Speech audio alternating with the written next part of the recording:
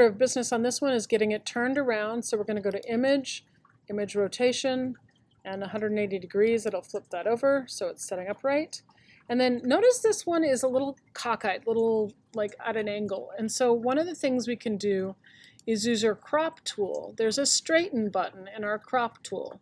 So I grab that crop tool, I can hit that straighten button. When I hit that straighten button, what it wants me to do is draw a line. So if I click here and drag, and then let go of my mouse over here, I'm following the line of the roof to the best of my ability. You see that it's giving me a 1.4 degree angle, and it automatically rotates the image so that it uses that as flat.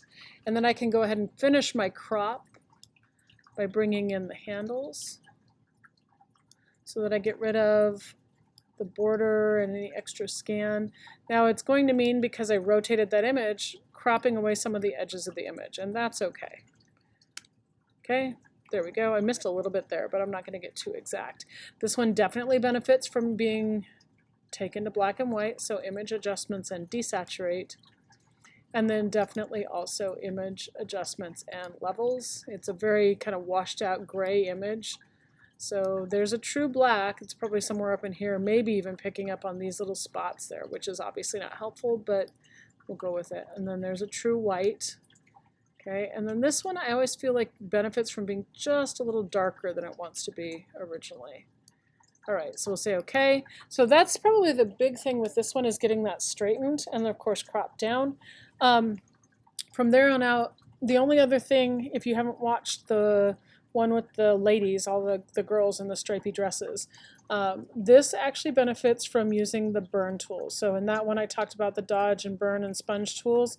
This one also benefits from using this burn tool, because if you'll see, there's this like washed out sort of place through here. And generally speaking, when we use our burn tool, it's a brush.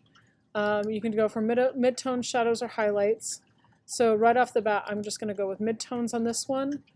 And I'm going to keep it quite large and just start just above it and kind of bring it down. And you see how that's darkening up that area that's sort of washed out.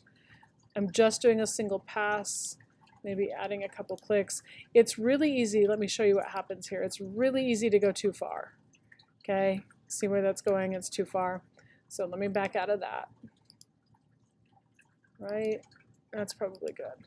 All right, and then of course simple things like spot healing brush to do things like this, right? These get a little harder. Let's zoom in a little bit, because when you use that spot healing brush tool here, watch what happens. Well, actually that did a good job. That's updated. So it's actually following the edges of the shadows and things pretty well. That's got to be new AI. Nice job, Adobe, nice job. See if it'll do it there. Yeah, it's doing pretty well, huh? Starting to lose it there.